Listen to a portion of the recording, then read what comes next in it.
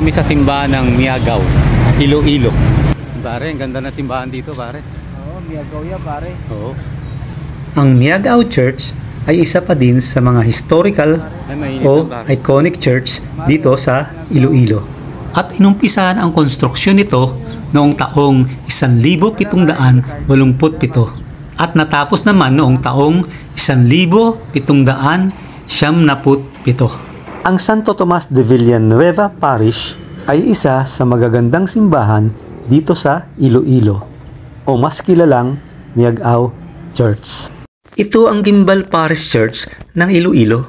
Ang unang patron dito ay si Nuestra Señora de Consolacion.